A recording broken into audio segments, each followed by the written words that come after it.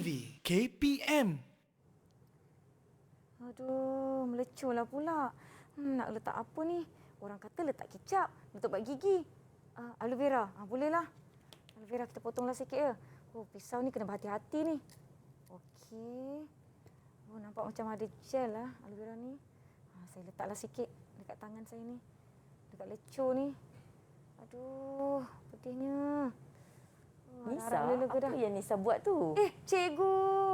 Saya pagi tadi nak buat sarapan. Lepas tu terkena air panas, melecur. Orang kata guna gel aloe vera ni bagus nak legakan lecur ni.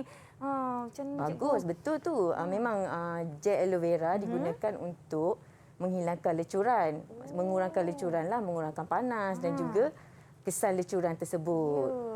Saya sapu kat sini ni, tapi betul ke cara saya ni, cikgu? Ya, betul. Itu adalah cara yang betul, cara tradisional yang kita guna untuk menyapu ubat tradisional pada kulit kita. Okey, sebenarnya selain aloe vera ni, dia sebenarnya sekarang dah dikomersialkan, dah digunakan secara meluas. Malah dijadikan sebagai gel. Gel aloe vera kan, pernah tengok di pasaran kan? Jadi dijual, cikgu? Itu memang untuk selain daripada untuk lecuran, dia juga digunakan sebagai pelembap kulit. Wah, kalau gitu boleh pakai dekat muka lah, cikgu. Tapi perlu dipatenkan dululah. Dia ada kajian kan ataupun ujian klinikal dulu. Okey, tadi selain daripada aloe vera, cikgu ada asam jawa kat sini. Wah. Tadi pergi pasar jumpa buah asam jawa. Ini buah asam jawa, ini daun dia. Okey, jadi asam jawa juga merupakan ubat tradisional yang kita boleh melegakan batuk. Secara tradisional lah, ambil jus dia minum.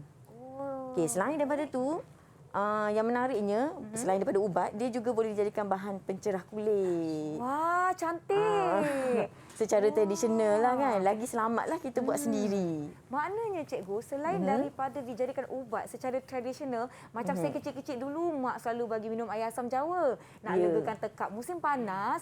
Betul. Jadi, dia boleh jadi bahan kecantikan pula, cikgu? Ya, ada dua fungsi kat situ. Wah, hebatnya. Itu sebab saya jumpa tu terus saya terlintas nak bawa. Saya bawalah. Tapi kan, cikgu, saya nampak ada banyak bahan-bahan di hadapan cikgu. Dekat saya pun ada pokok aloe vera. Apa kaitan dengan apa yang kita nak belajar hari ini? Baik, bagus tu Nisa. Hari ini tajuk kita ialah bahan ubat-ubatan dan bahan kosmetik.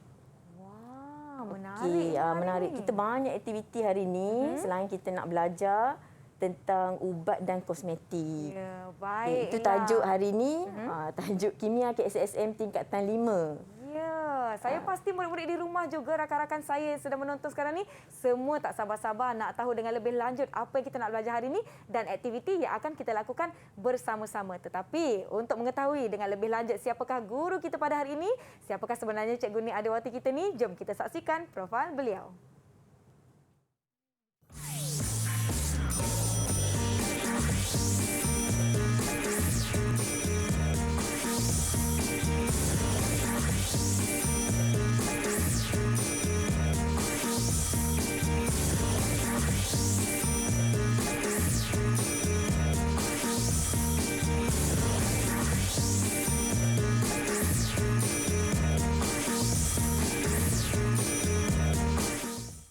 Assalamualaikum. Hai semua, anda sedang menonton slot menengah atas di Didik TV KPM. Nama saya Nisa K akan menemani anda selama 1 jam ini. Ada 3 perkara yang Nisa ingin murid-murid di rumah sematkan di dalam fikiran masing-masing. Yang pertama, pakai pelitup muka di mana sahaja anda berada. Yang kedua, kekalkan penjarakan fizikal 1 meter atau kalau boleh lebih. Dan yang ketiga, untuk kekal membasuh tangan menggunakan air dan sabun atau gunakan gel pembasmi kuman apabila perlu. Baiklah murid-murid di rumah, hari ini bagi mata pelajaran kimia kita ada satu tajuk yang saya kira sangat-sangat menarik dan saya juga tertarik. Jom kita persilakan Cikgu Ni. Assalamualaikum Cikgu. Hai, apa khabar? Waalaikumsalam. Baik. Selamat kembali ke Didik TV KPM Cikgu Ni yang merupakan guru cemerlang mata pelajaran kimia dari SMK Taman Jasmin 2 Kajang akan bersama-sama dengan kita pada hari ini. Saya nak tanya Cikgu, mungkin Cikgu boleh jelaskan dengan lebih lanjut tentang topik kita hari ini iaitu ubat-ubatan dan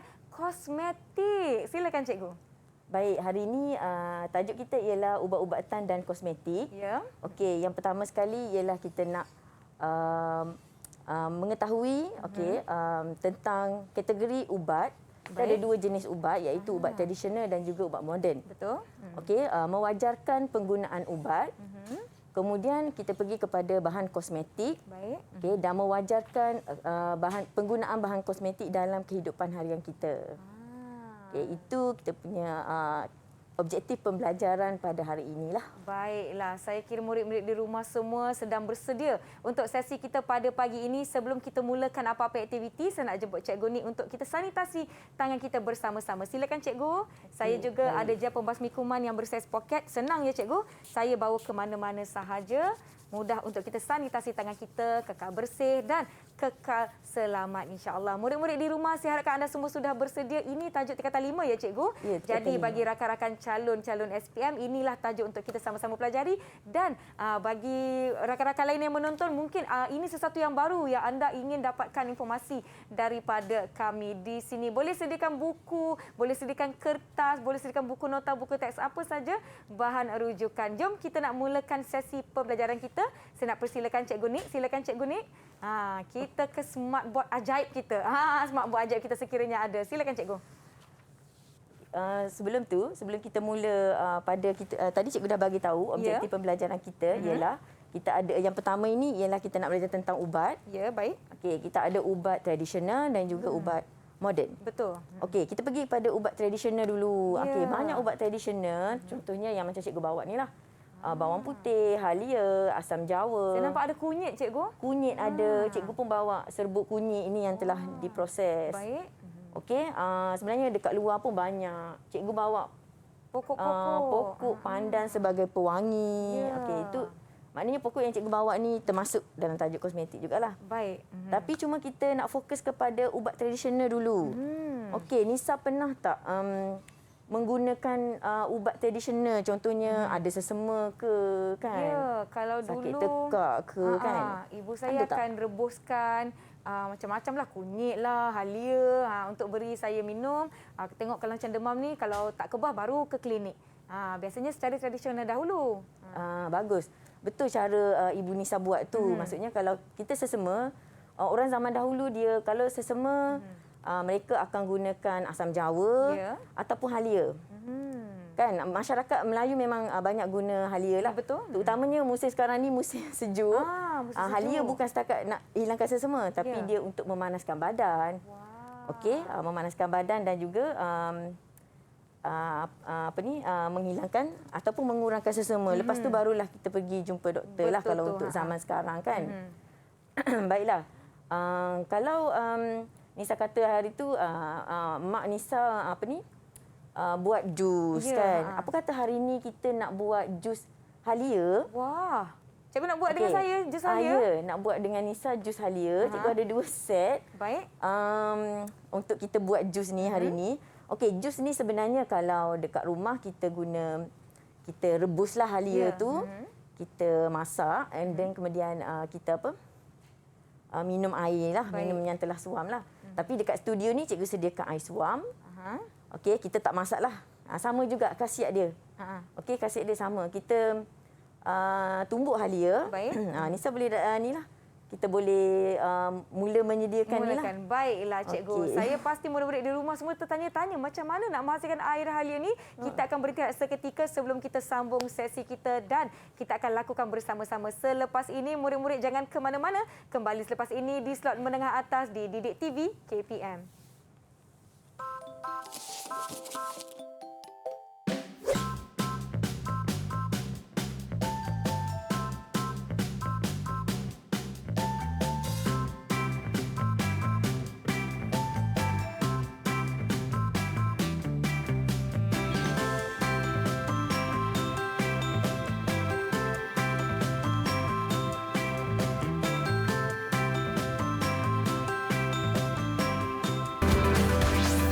Didik TV KPM.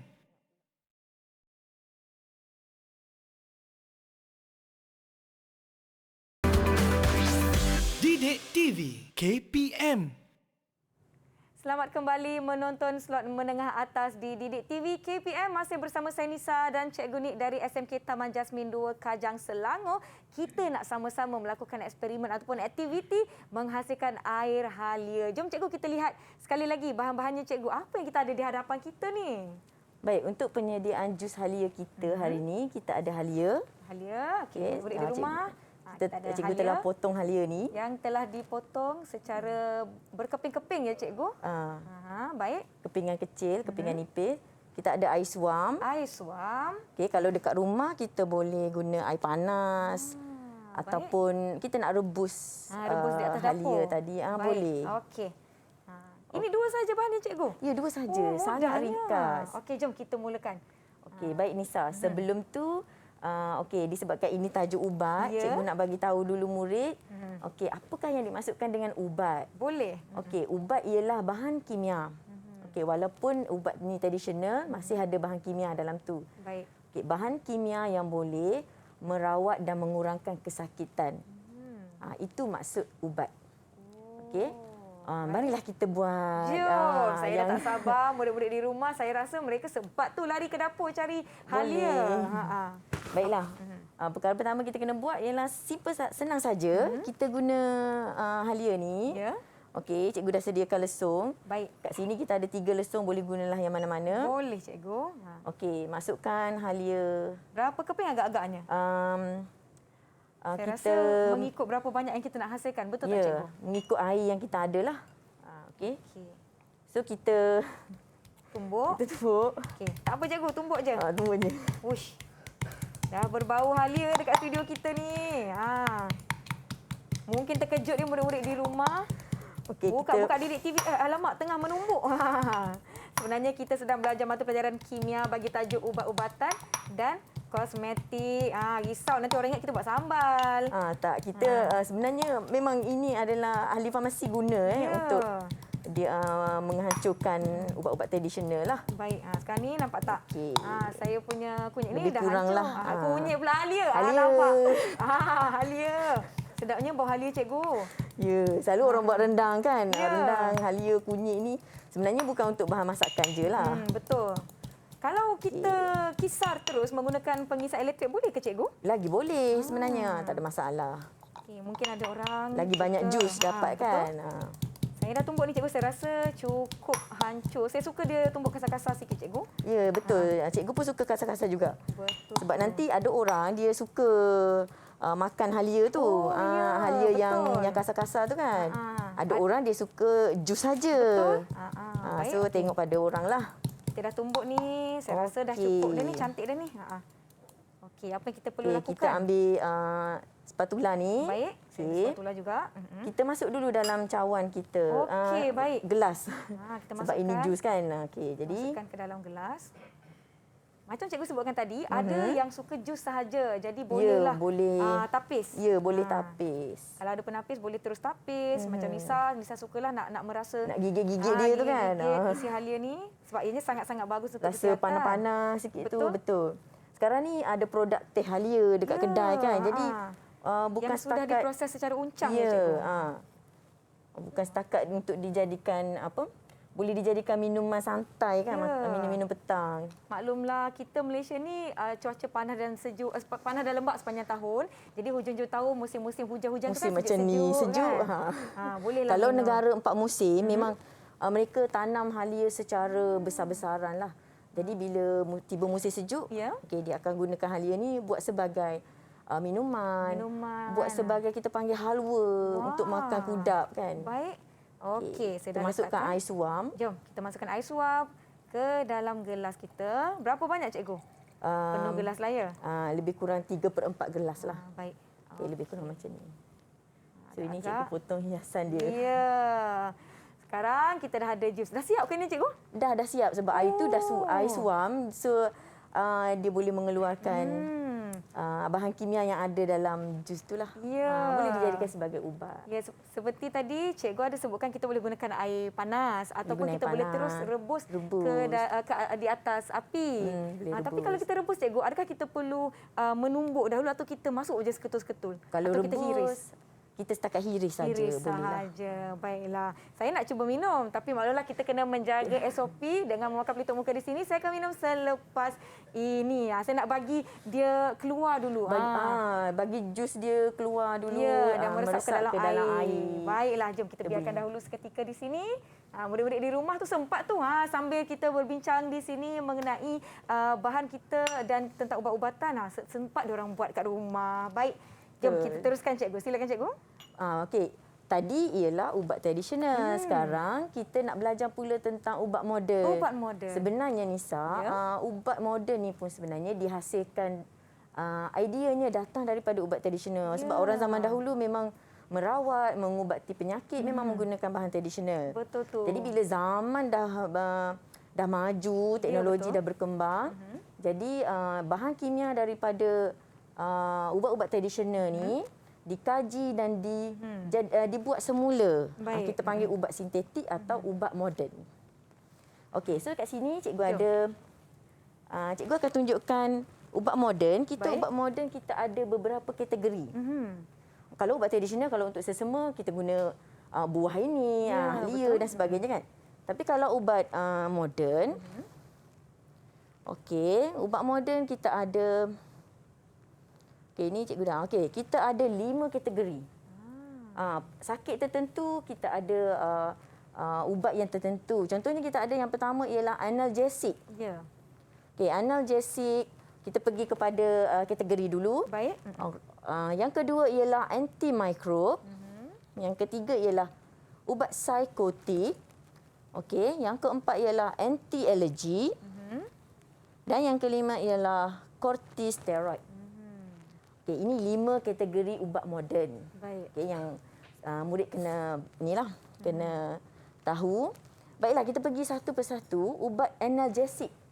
Pernah dengar tak analgesik? Analgesik, saya rasa ubat-ubat yang mengubati seperti demam-demam macam tu, pening-pening, betul tak cikgu? Betul. Ini kategori dia. Analgesik ialah jenis ubat. Okey, kita ada 3 contoh analgesik iaitu aspirin. Ya. Aspirin. Okey, paracetamol pernah dengar? Paracetamol. Paracetamol selalu cikgu. Selalu dengar kan untuk sakit kepala kan. Dan juga Kodena. Kodena ni untuk melegakan batuk. Kalau zaman dulu guna asam jawa. Betul. Okey, kalau sekarang guna Kodena. Okey, jadi itu adalah analgesik. Okey. Okey, yang kedua ialah antimikrob. Antimikrob ialah ubat untuk ada 3 jenis antimikrob iaitu antibiotik seperti penicillin dan streptomycin. Okey, antiseptik. Antiseptik. Antiseptik biasanya kita guna di luar badan. Ya. Okey, dan disinfektan. Disinfektan digunakan pada permukaan yang bukan badan kita.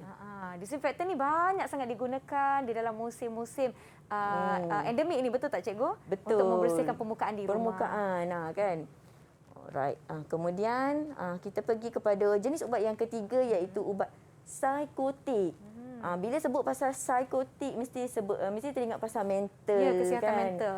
Penyakit mental sebenarnya bukanlah orang yang betul-betul sakit mental sahaja yang guna ubat ni. Sebenarnya kita orang biasa pun kalau penat bekerja, contoh dia adalah ubat tidur. Dia adalah kategori ubat psikotik.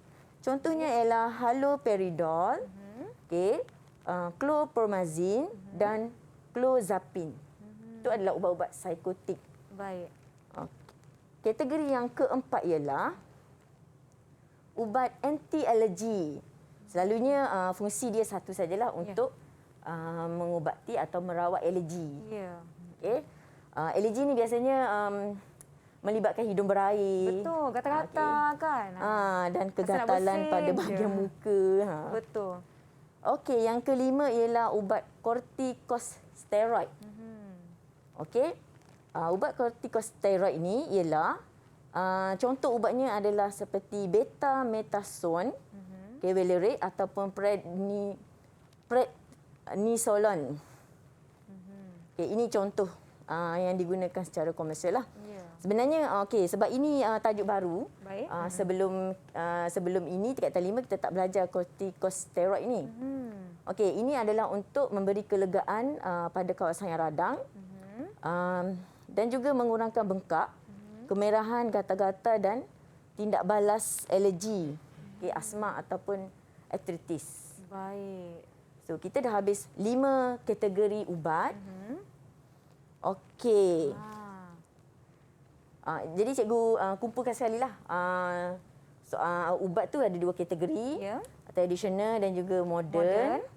Cuma modern ada Ada 5. 5 pula kategori kat situ. Murid kena ingat setiap 5 tu kena ingat fungsi dan juga contoh. Baik. Itu yang dalam Yang pelajaran penting. ubat ni. Ya, baik. Baiklah, cikgu nak tanya Nisa. Tadi dah Tiba masa untuk menguji Nisa pula. Mari, saya tadi betul-betul fokus cikgu. Sebab tu fokus saya diam je dengan cikgu menjelaskan. Okey, jom kita jadi sama-sama apa jawab. soalan kita ni? Aha.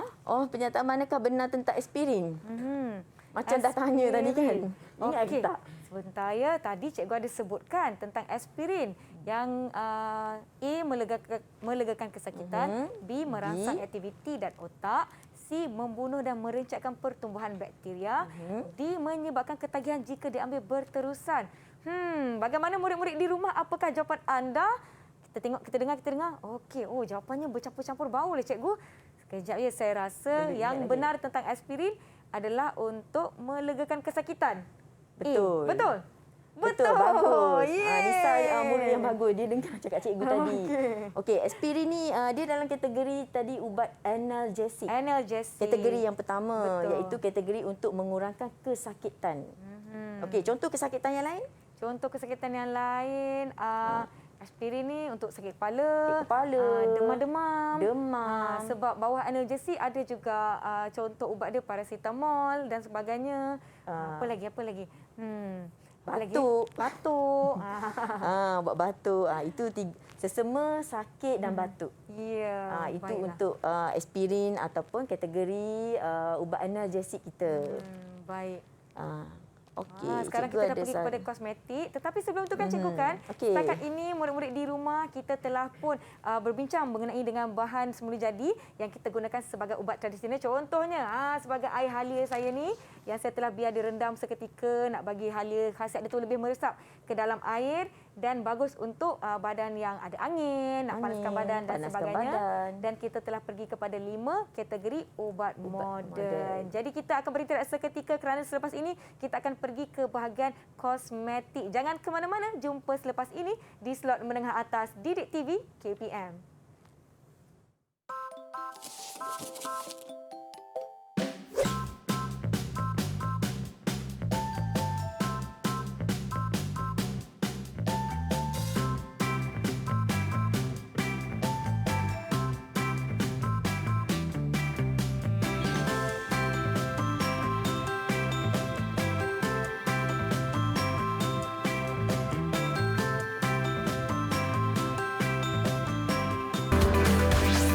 Didik TV KPM.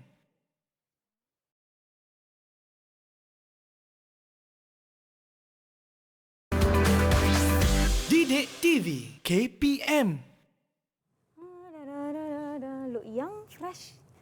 Hai, kembali ke Didik TV KPM bagi slot menengah atas masih bersama saya Nisa K dan Cikgu Nik dari SMK Taman Jasmin 2 Kajang Selangor. Sebentar tadi kita dah pergi kepada kategori-kategori ubat moden dan kita telah menghasilkan bersama-sama minuman halia yang baik untuk melegakan angin dan juga panas dalam badan. Baiklah cikgu, jom kita nak pergi ke slot seterusnya. Tetapi kan Cikgu Nik, saya ada satu soalan yang saya sangat tertanya-tanya. Setiap kali kita sakit, kita pergi ke klinik, kita akan dapatkan ubat. Salah satunya ubat antibiotik. Tapi saya tertanya-tanyalah cikgu, kenapa doktor selalu suruh habiskan ubat antibiotik tahu, tapi ubat lain tak pula suruh habis. Kenapa agak-agaknya cikgu? Baik, bagus soalan tu. Sebenarnya soalan ni soalan yang sama juga ditanya dalam SPM sebenarnya. Untuk kategori ubat antimikrob iaitu ubat antibiotik tadi yang Nisa tanya tadi, biasanya doktor akan nasihatkan kita supaya habiskan antibiotik. Okey, ini disebabkan kerana antibiotik ini adalah sejenis ubat antimikrob yang membunuh bakteria. Dia bila masuk dalam badan kita, dia akan membunuh bakteria yang menyerang badan kita. Jadi dos yang doktor sarankan itu kita perlu habiskan supaya semua bakteria di dalam badan terbunuh. Ya, walaupun kita dah rasa dah sihat dah ni. Dah sihat, tapi jika dos tu tak habis, maksudnya bakteria tu cuma lemah. Dia belum habis dibunuh. Sebab tu walaupun dah sihat, habiskan. Betul. Barulah kita boleh, walaupun dah sihat, habiskan juga antibiotik itu. Barulah semua bakteria terbunuh. Terbunuh dan tak ada. Itu fungsi dia dan tujuannya. Walaupun kita rasa dah sihat, mungkin ada lagi sisa-sisa bakteria di dalam badan yang perlu kita hapuskan. Habiskan. Baiklah, Hapuskan cikgu. semua. Saya tak sabar-sabar nak masuk ke slot seterusnya kerana kita akan pergi ke bahagian kosmetik. Sebab itulah saya tadi berbedak-bedak. Tadi tambah nak make pastikan up ya? cantik. Ya. Tapi itulah saya rasa okey ni cantik ni. Okey, saya Okey dah dah sedia. kan? Murid-murid dah sedia. Jom kita teruskan. Baik, terima kasih Nisa. Baik, pelajaran kita yang kedua hari ini ialah bahan kosmetik. Menarik kan? Okey, bahan kosmetik ialah, cikgu bagi tahu dulu definisi bahan kosmetik.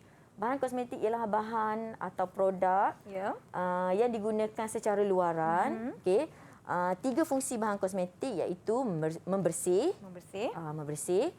Yang kedua ialah merawat dan juga sebagai pewangi. Okey, bahan kosmetik pun sama seperti ubat, ada yang boleh digunakan secara boleh diambil secara tradisional, diproses secara tradisional, dan zaman sekarang memang banyaklah kosmetik moden. Yang banyak yang selamat kan. Kita masyarakat sekarang dah sedar dah diberi kita kena cari bahan kosmetik yang selamat. Okey, jadi cikgu nak terangkan kat sini kita ada bahan kosmetik. Baik. Okey, kita ada mula-mula kita nak pergi kepada objektif ataupun standard pembelajaran kita hari ini iaitu menjelaskan dengan contoh bahan kosmetik. Alright. Kemudian mewajarkan penggunaan bahan kosmetik. Kenapa kita nak guna bahan kosmetik? Perlu ke? Betul. Adakah perempuan sahaja yang kena guna bahan kosmetik? Baik. Macam mana? Apa pendapat Nisa? Nak guna perempuan sahaja ke lelaki boleh guna? Saya rasa untuk sesetengah keadaan, lelaki juga perlu menggunakan bahan kosmetik untuk menutup celah. Dan pengacara-pengacara di kaca televisyen pun ramai yang berbedak-bedak bagi memastikan penampilan sentiasa terjaga. Bagus Nisa. Sebenarnya yang Nisa cakap tadi tu ialah kosmetik rias. Kosmetik rias atau nama lain dia ialah make-up. Baik, kosmetik rias ialah untuk mencantikkan, menaikkan penampilan diri seseorang, meyakinkan diri. Itu kategori kosmetik rias yang pertama. Yang kedua ialah kosmetik perawatan. Contoh kosmetik perawatan ialah krim pelembap supaya kulit kita sentiasa lembap. Pelindung cahaya matahari. Itu ialah kosmetik merawat. Tujuan dia untuk merawat. Kosmetik yang ketiga ialah pewangi. Contohnya deodoran, minyak wangi, sabun mandi. Itu lelaki perempuan memang kena pakai. Betul. Kosmetik. Bukanlah semua lelaki kena pakai maskara ke tidak. Maksudnya tiga-tiga kategori itu ada untuk lelaki dan perempuan dan ada untuk kedua-duanya. Macam itulah maksud saya. Okey, kat sini kita bahan yang ada dalam kosmetik. Bahan asas yang ada dalam kosmetik, yang pertamanya ialah air. Okey, air digunakan dalam kosmetik sebagai bahan pelarut. Biasalah air sebagai pelarut. Yang kedua ialah pengemulsi. Okey. Apa dia pengemulsi? Pengemulsi ialah membentuk campuran homogen antara air dan minyak. Okey, contoh lecitin dan asid stearik. Okey, ini murid kena tahulah contoh dan juga jenis bahan tersebut. Kemudian kita ada pemekat. Okay, setengah bahan kosmetik contohnya krim pelembap, krim pelindung cahaya matahari mengandungi pemekat untuk memekatkan kosmetik. Contohnya adalah xanthan gum dan juga glycerin. Okey, yang ni pewangi. Pewangi biasalah. Dalam kosmetik kita tambah pewangi yang selamat. Okey. Memberikan aroma yang menyenangkan kepada produk kosmetik. Contoh minyak pati. Minyak lavender, minyak apa lagi yang wangi? Minyak. Produk-produk yang saya gunakan, saya suka kalau dia ada minyak yang berasaskan bunga mawar. Sebab saya suka bau-bau bunga mawar macam tu. Cikgu pun suka mawar juga. Selain lavender, mawar pun cikgu suka juga. Betul. Untuk ni. Itu salah satu pewangi. Tadi cikgu bawa bunga mawar kan? Ya. Okey, yang seterusnya ialah pelembap. Okey, pelembap juga digunakan dalam kosmetik. Tujuan pelembap ialah mengekalkan kelembapan bahan kosmetik. Okey, jadi bahan kosmetik tidak akan mudah kering dan habis luput dia lah. Okey, mudah lupus. Okey, yang kedua terakhir ialah pengawet. Penting pengawet supaya bahan kosmetik yang dikomersialkan tu dia lebih tahan lama. Okey. Contoh pengawet ialah paraben dan formaldehyde. Okey. Pewarna. Okey, selalunya bahan kosmetik macam gincu, kita kena letak pewarna lah. Pemerah pipi kan. Betul. Okey, yang ni memberikan warna yang lebih cantik, yang lebih menarik. Contoh bahan pewarna sintetik ialah Ferrum 3 oksida. Tapi ada bahan kosmetik yang guna pewarna semula jadi macam kunyit. Apa lagi pewarna semula jadi? Pandan. Okey, banyak pewarna semula jadi. Dan ada banyak tumbuh-tumbuhan cikgu yang boleh digunakan untuk menghasilkan pewarna semula jadi. Bunga-bunga yang berwarna merah, daun-daun berwarna merah tu pun pewarna semula jadi. Ada orang buat pelembab bibir dan juga gincu menggunakan kelopak bunga mawar. Jadi warna merah dan juga warna merah jambu lah. Sangat menarik. Betul.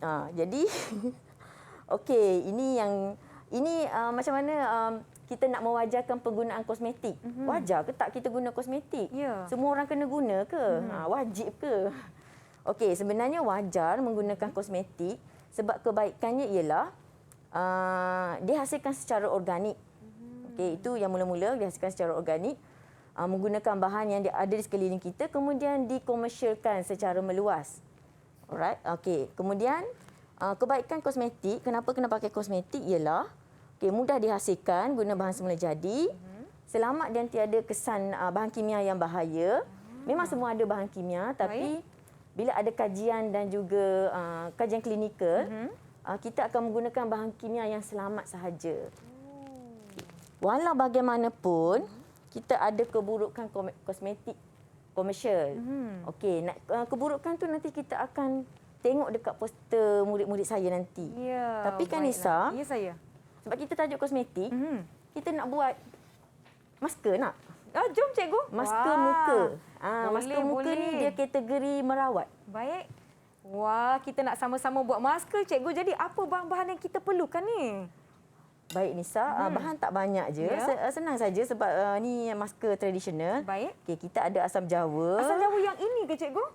Sebenarnya ini asam jawa buah ni dia belum proses. Jadi kita guna asam jawa yang telah diproses. Yang menjadi macam paste ni cikgu ya. Ya, jadi macam paste ni. Baik. Kita guna asam jawa ni.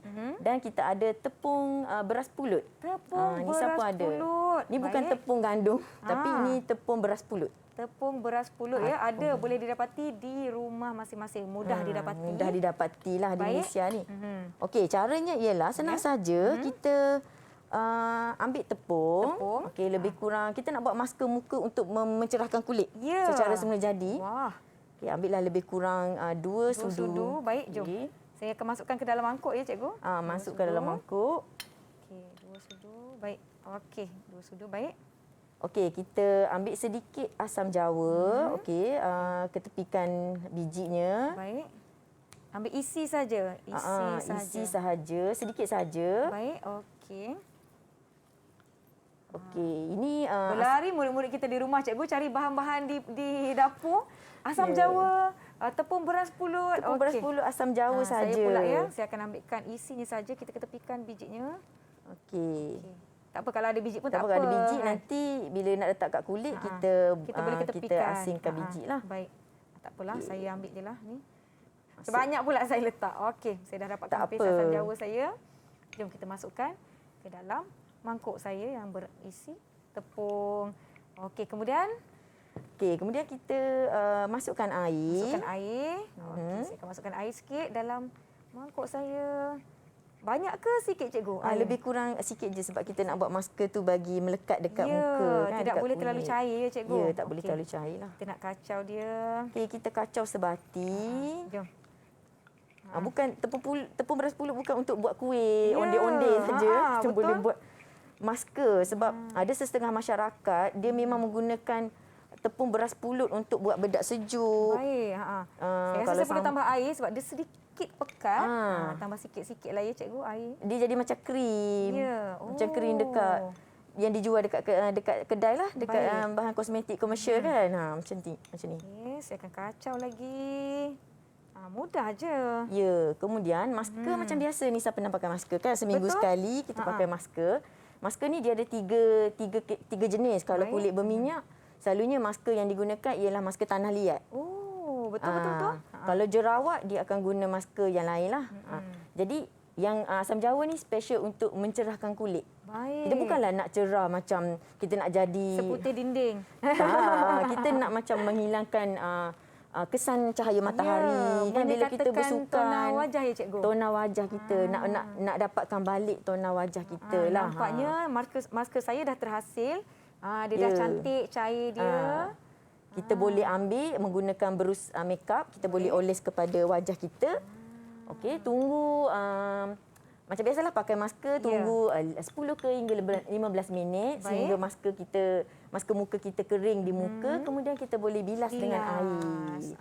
Seminggu sekali cikgu ya? Seminggu sekali macam masker yang kita belilah. Ya, menarik betul jimat topik tak ni yang cikgu. ni? Sangat jimat dan yang penting tidak ada bahan kimia. Memang tak ada. Kita sebut bahan kimia kan cikgu. Sekarang ni dah macam-macam jenama di luar sana yang menghasilkan kosmetik, penjagaan muka dan sebagainya. Saya nak tahu dengan lebih lanjut berkenaan bahan kimia di dalam kosmetik cikgu. Adakah kita tak perlu pakai kosmetik sebab ada bahan kimia atau tidak? Okey, bagus soalan Nisa. Sebenarnya perlu bahan kimia. Tapi macam cikgu cakap tadi, bahan kimia ada bahan yang baik, ada bahan yang tak baik. Betul. Jadi kebanyakan orang sekarang dia kalau nak cerah tu nak cerah cepat, sapu-sapu cerah, gosok-gosok cerah. Itu sebenarnya kita kena tengok dulu bahan kimia yang ada. Contoh bahan kimia yang membahayakan tubuh badan kita ialah macam merkuri. Okey, merkuri selalunya ada pihak yang tidak bertanggungjawab masukkan ke dalam krim pencerah kulit.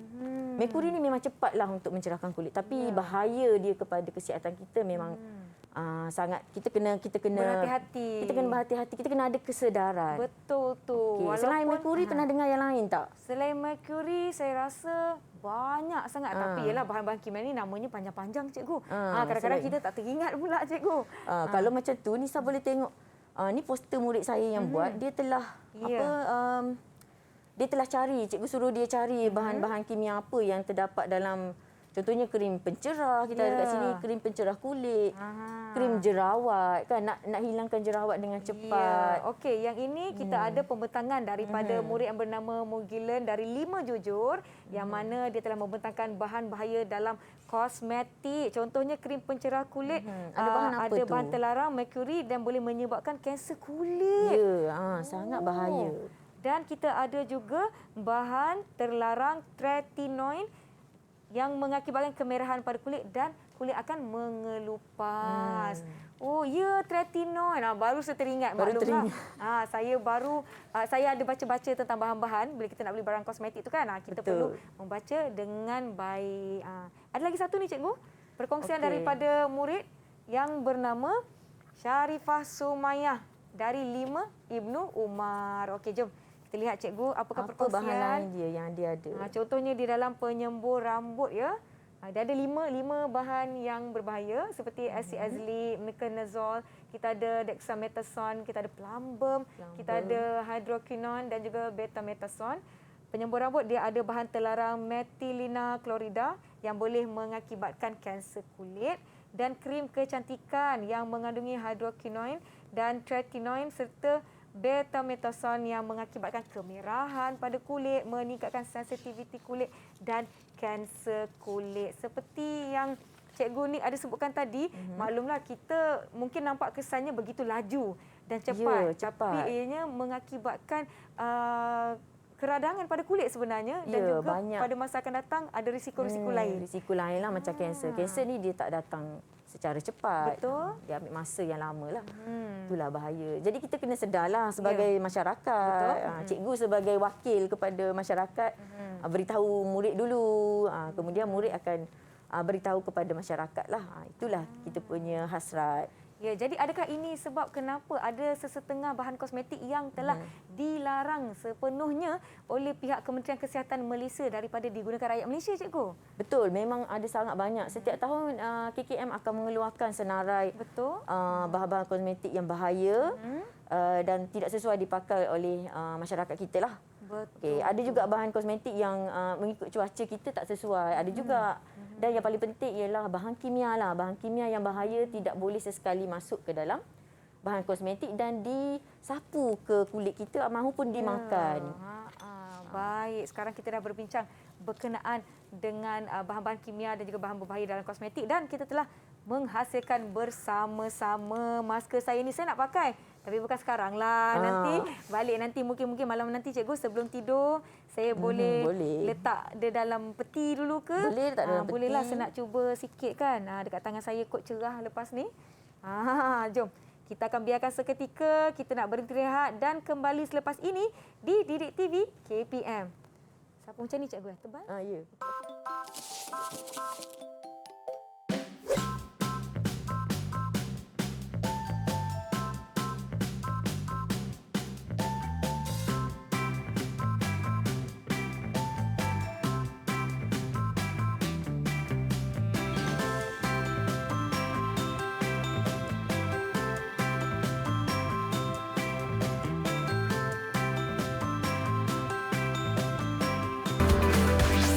Didik TV KPM.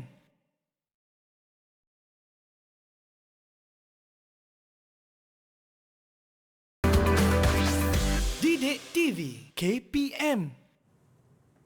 Masih menonton Didik TV KPM bagi slot menengah atas. Kita sedang membincangkan tajuk ubat-ubatan dan kosmetik di bawah mata pelajaran kimia bersama-sama dengan Cikgu Ni. Jadi jom cikgu kita teruskan. Silakan cikgu.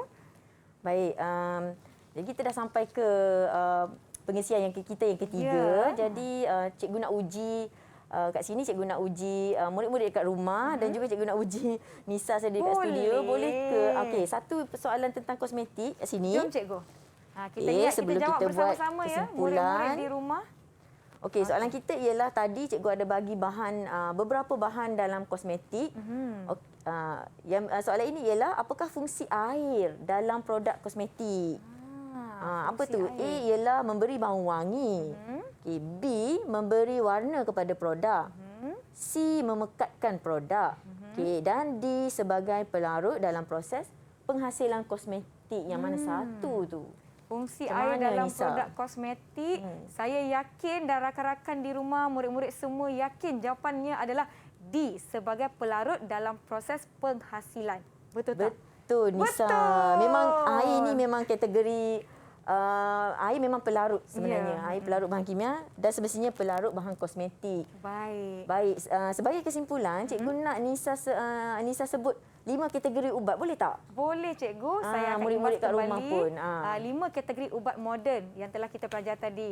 Murid-murid di rumah boleh semak jawapan masing-masing dan salin nota. Okey, yang pertama kita ada ubat analgesik. Yang kedua kita ada anti-mikrob. Yang ketiga kita ada ubat moden, ubat psikotik. Yang keempat kita ada anti-alergi dan yang kelima cikgu ni ada sebutkan tadi ini adalah ubat yang baru. Kita belajar iaitu kortikosteroid. Betul tak cikgu? Betul. 5 kategori ubat. 5 markah untuk saya. Okey, bagus. Murid pun kena ingat tahu 5 kategori ubat tadi dan juga contoh setiap ubat tersebut. Ya, contoh dan fungsi. Baiklah cikgu ni sebenarnya kita telah pun tiba di penghujung kelas kita pada hari ini bagi topik ubat-ubatan dan kosmetik bagi mata pelajaran kimia slot menengah atas. Saya nak minta cikgu ni untuk kongsikan rumusan kepada murid-murid di rumah yang sedang menonton. Silakan cikgu. Baik Nisa, tadi kita telah belajar tentang ubat, 5 kategori ubat moden, ubat-ubat tradisional. Kita pun dah menghasilkan air halia untuk mengubati sesama dan juga memanaskan badan secara tradisional. Kita juga telah menghasilkan bahan kosmetik ringkas iaitu masker muka untuk mencerahkan kulit. Okay, itu 2 bahan yang kita telah buat. Kalau dekat sekolah, bahan ini kita jadikan sebagai projek PBD. Okey, kemudian seterusnya ialah kita dah jalankan PBD. Poster murid cikgu tadi tu ialah PBL iaitu project based learning. Perlu dilakukan bagi setiap murid lah. Baik. Itu saja kesimpulan untuk mata pelajaran kita pada hari ini. Dan ingatlah murid-murid di rumah jangan lupa untuk mengingati 5 kategori ubat moden tadi, contoh-contohnya dan fungsi-fungsinya. Cikgu, bagaimana murid-murid di rumah nak mendapatkan bahan-bahan latihan pengukuhan untuk topik ini, cikgu? Okey, untuk topik ini dan juga topik-topik yang lain, murid-murid boleh dapatkan di Sumberku.